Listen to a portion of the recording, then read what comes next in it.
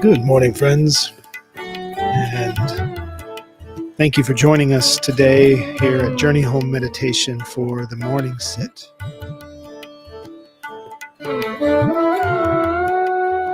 I'm happy to be here. Even just hearing that Bansuri flute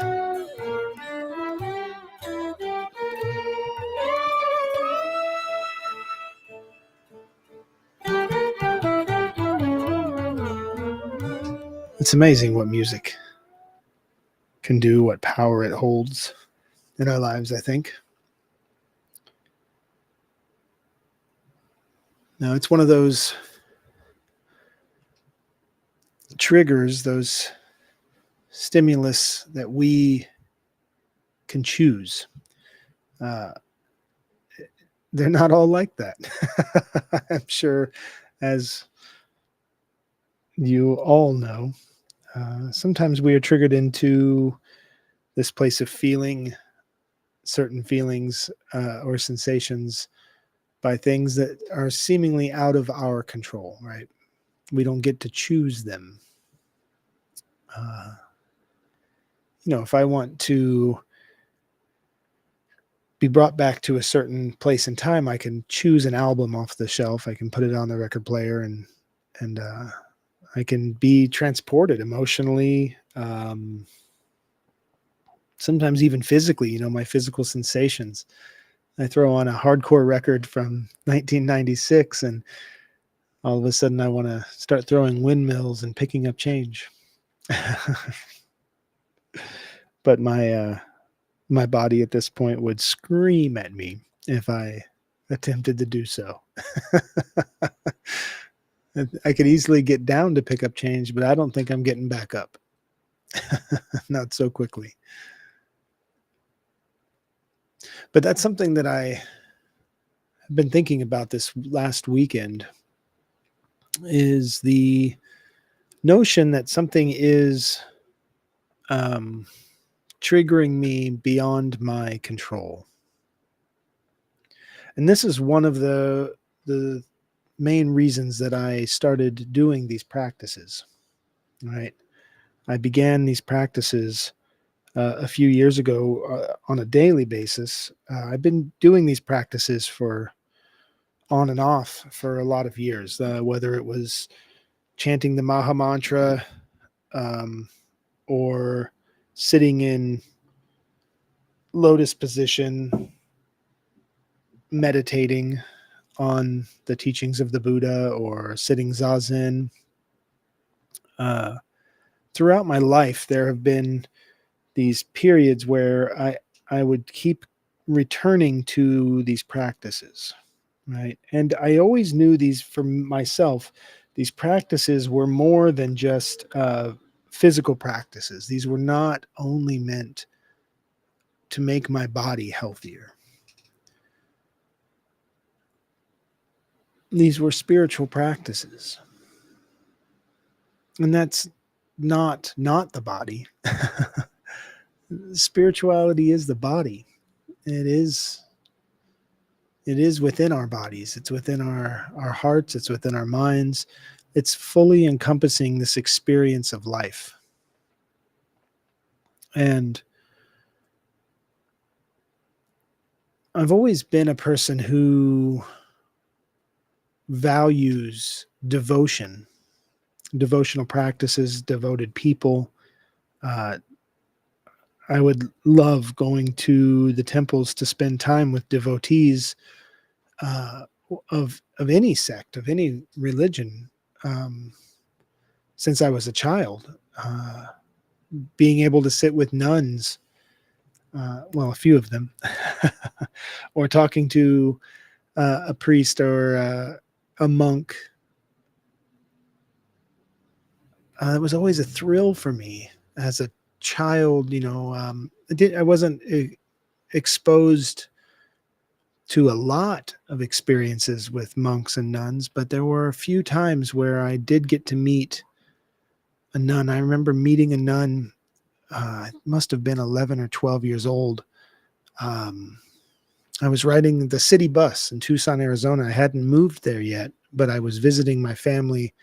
Um, I was visiting my sister and my brother there, and I was for the first time able to take the city bus. And I remember uh, sitting next to a nun on the bus, and she was very kind and very sweet to me. And we talked, and she helped me to navigate the bus system. But there was a presence that she held that was different than other people on the bus, and it was different than other people in my life. And I remember going off of the bus and then going into the Catholic church um, near where I got off of the bus. I walked with the nun. I asked if I could come and see where she lived, and she lived in the monastery there, or just some apartments, really. It wasn't anything ornate. But I remember going into the church um, and sitting, and the priest came out and shook my hand, and he was a younger priest. He was probably in his late 20s, early 30s, something like that. Uh, and the experience was one of being let into this possibility of existence. Not that I was at all interested in becoming a Catholic monk, because I wasn't. Um, I was raised adjacent to Catholicism. My father was raised Catholic. His family are all devout Catholics. So I was raised near it. Um, and I had no interest in that at that point. I had no interest in religion in my mind at that point. I had left, the Christian church pretty young. Uh, because I never felt the sensation in the churches I grew up in that I felt from that sister that day on the bus and that priest. And it was this sense that peace was something different than just the absence of violence. Peace was something other than, something more than just calm. And it intrigued me. When I went into the church, there were, just beautiful, ornate, devotional pieces all around, and the place was spotless clean. And then a couple years later, I had the opportunity to step into an ashram for the first time when I went to Govinda's.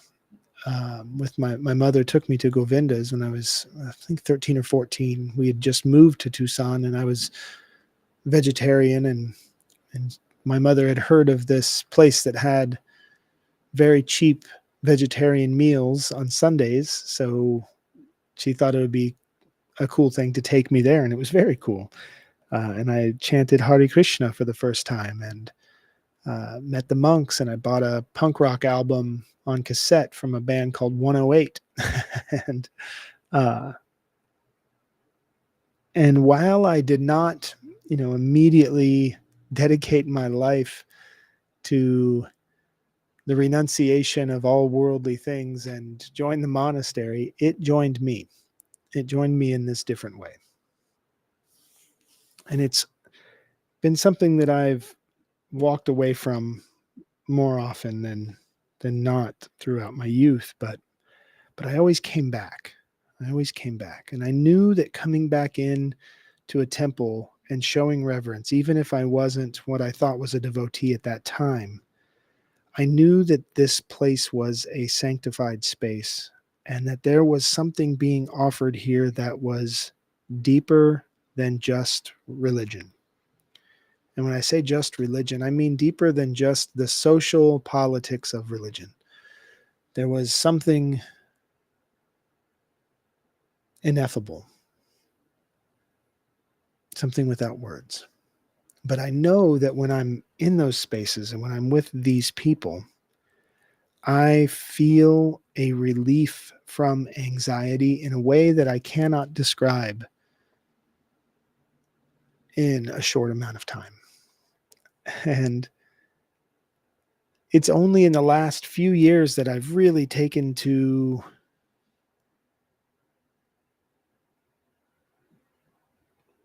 devoting my time and my body and myself to this practice of meditation, of contemplation, of chanting mantra, of attempting to bring into harmony my actions, my thoughts, and my sensations, my feelings, so that I can live in a more connected way, a way where my actions, my thoughts, my words, they're not disconnected from one another. And I've learned that these practices are an active alternative to anxiety. I've learned that they are an active alternative to getting caught up in a world that seems to make us feel insignificant, that a world that makes us believe we are insignificant, and not insignificant in the sense that um,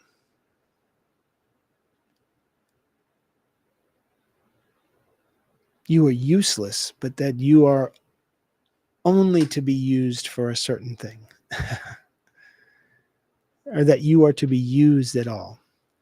And the alternatives that I found through these practices, they don't make me feel significant in the sense that I'm a unique butterfly of expression. I don't want to diminish anything here. I'm not trying to diminish. I want to keep my language on this impeccable, because what I'm trying to say is these practices make me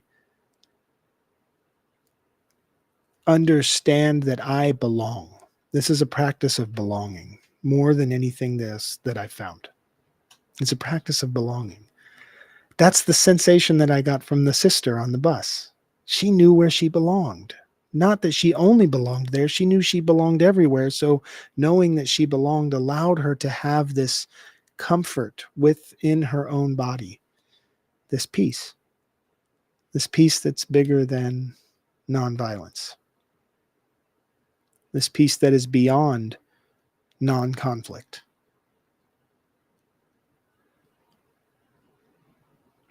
So I was thinking about that a lot this weekend when I was experiencing a lot of flare up of whatever this chronic pain disorder that I'm experiencing in my body the last so many years. Uh, and I felt conflict, right? I felt conflict within my body. I felt conflict in my mind. I felt conflict in my sense of purpose in the world. I was conflicted, and I wasn't finding the peace within all of it. And so I went right back into the practice. And I probably went right back to the basic of the practice 20 times each day over the last few days. Just for a moment, just long enough to take a few conscious breaths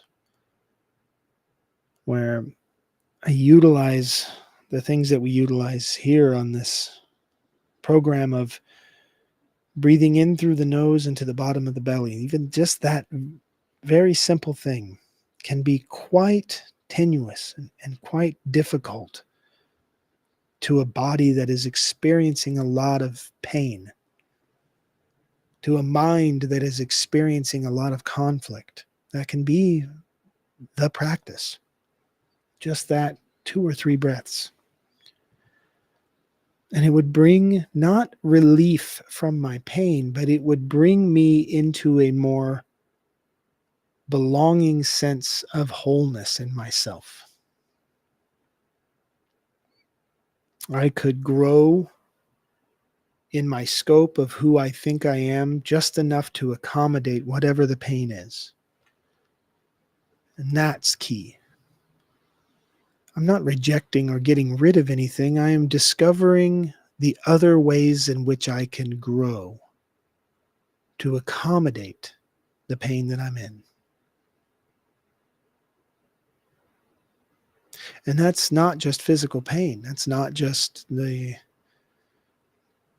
pain in my feet and my legs, the inability to walk without extraordinary amounts of concentration and assistance. It's also the emotional pain, the mental anguish that comes with a life in this body. And I think that there's probably some people listening that can connect to that. So I thought just for today, I would come on here and just share a little bit of that story. I don't know if it's helpful in any way to anyone else, but it was helpful to me because even in just the sharing of it, I was able to piece together some of those connections that I had disconnected from. See, we think of history or the past. They're two different things. See, the way that we relegate history is it's something that happened a long time ago in the past, right? But that's not what history is. Our history is our story that brings us into this moment. And when we disconnect certain elements of that, we think that it's something that's separate from us. But it's actually a part of who we are. It's a part of the makeup of this experience. And that's not just the history of this 45-year-old body. That's how everything that's ever happened has contributed to who this 45-year-old body is right now. What part all of that plays in my story, in my karmic Layla, right? To bring it to a Vedic teachings. This idea that there is nothing that's outside of the range of my many, many, many experiences for me to be able to understand. That doesn't mean that I have ownership over any of it. It's the opposite of that. It's the opposite. It's that all of that has created me. I'm not the creator of it. Right? I am the creation of it. You are the creation of it. So it's important that you and I have this ability to, one, belong, know that we belong, so that we can bring peace and calm from a deeper place, that place of knowing our belonging, which in this world of diaspora, of bodies being taken away from families and cultures being destroyed through genocide, all of these things that are true, that are happening right now, that have been happening for hundreds of years, all of these have played a part in the disconnections, which play a part in all of our inabilities to completely connect with one another. So it's important that, one, we find our sense of belonging within ourselves, and two, that we can sit, you and I, and share this loving space as souls, right? Souls connect with souls. Roles conflict with roles, right? When we're playing a role, we conflict.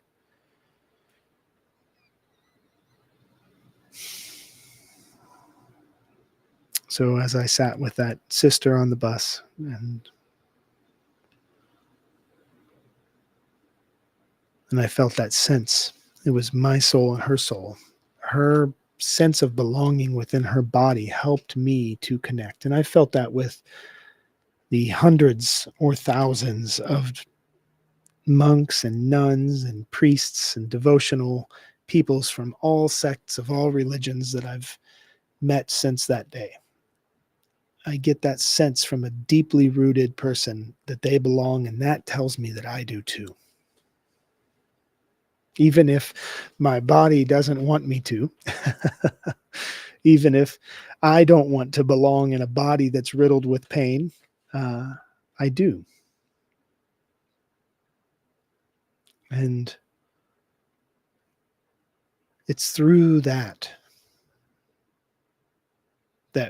the spiritual practice transcends the separation of our social fear.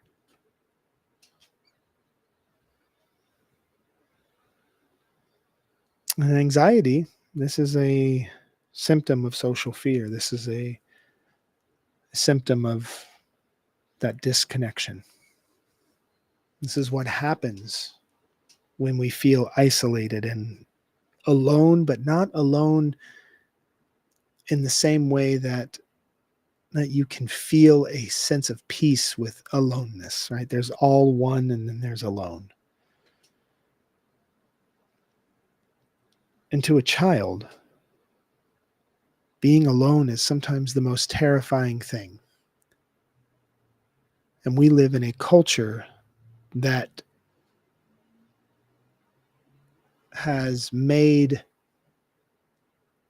an honorary position of the lone ranger, right? The cowboy, the isolated figure. And we have raised generation after generation to feel alone. And that's what anxiety is. No one could understand me. No one sees me. No one cares. No one knows what my needs are. I don't belong. So I thought I would just share this practice today for any of the people that listen to this that do have these experiences of anxiety. Just come back to the basic. Just come back to the breath. Even if it's a strained breath, even if it's a difficult breath, it's breath and it's yours. It's yours. And it's the gift to you. It's you being created by everything that ever was, every moment. Everything that ever was is coming into you in your breath. And as you breathe out, you become a part of everything that ever was that moves into the next breath taken by the next child. And on we go. So here we go. If you wanted to change your position, you can, but you don't have to. It's not necessary for this most basic of practices of being a human to change anything about yourself. But if you want to have a devotional practice, then devote yourself to breathing, and to do so, straightening the spine as much as you can, relaxing the muscles in the front of the body, the abdomen, letting the spine hold the body in place.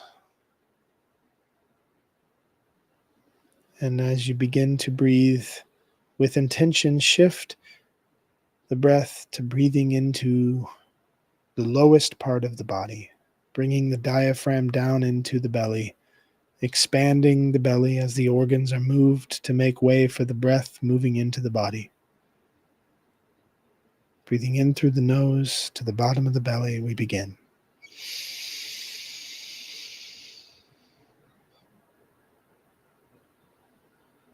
Feel what it is to be filled with this breath.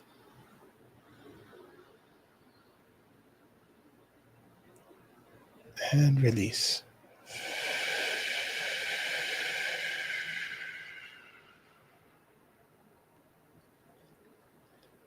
And to return the breath. That's right, no one's in here. Are you? Are you busy? Totally.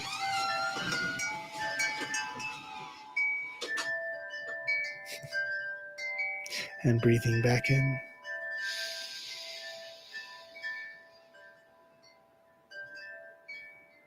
And release.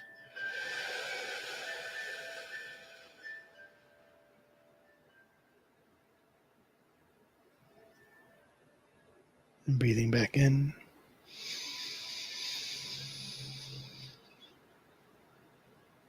And release.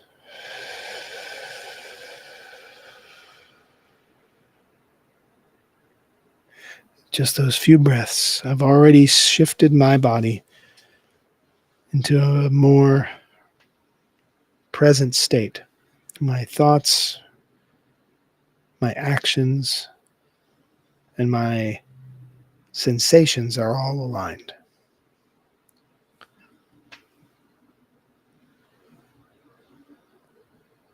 I'm probably going to want to go check in on that person who came in to see if they are in need. One thing I was thinking about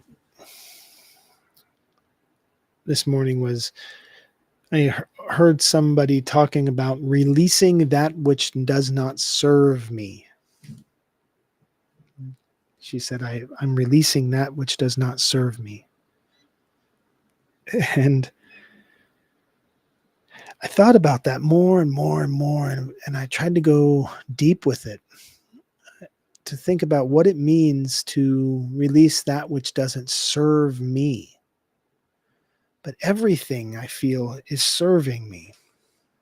Everything, even the pain in my body, the emotional pain, these are all serving me to open me when I'm ready for it into my compassion, into even my sense of wonder, to my curiosity, and into my healing. It's serving me to open me to my healing. So I'm not sold on this notion of releasing that which does not serve me. But then I found a flip for it. What about releasing that which does not allow me to serve? And then it hit, and it landed with me. What is standing in between me and being of service? What is that stops me from just being of service? And, there's a whole hours long conversation we can have about the difference between helping and being of service, right? You're going to run out if you're always just giving to help. But if you're participating in being of service, then there's always a way for you to belong. There's always a way to be of service. But sometimes there's things inside of me that block me from being able to be of service. Those things are my judgments. Those things are my fears. Those things are my resentments. When somebody that steps through that door who has been harmful or has I've had a conflict with in some way is in need, do I be of service or do I close them out? That's my choice in that moment. So I want to think about that when I hear a lot of this rhetoric of release that which no longer serves you. Well, I think I hear it. But I want to say, I want to release that which no longer serves you. I need to release that thing in me that no longer serves you. And maybe the you is a great you. Maybe the you is just the person in front of me. Maybe the you is the I that I think I am. I don't know, but I want to just let go of that which does not allow me to serve.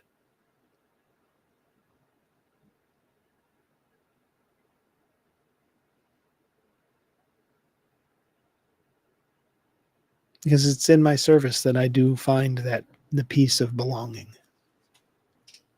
I do.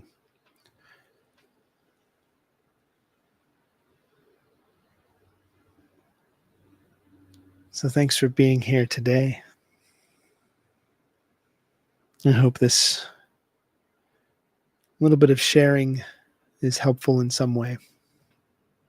I know it is to me, and I am very appreciative of that.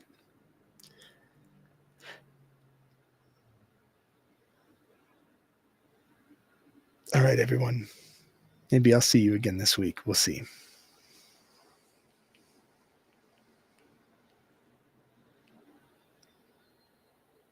Howdy.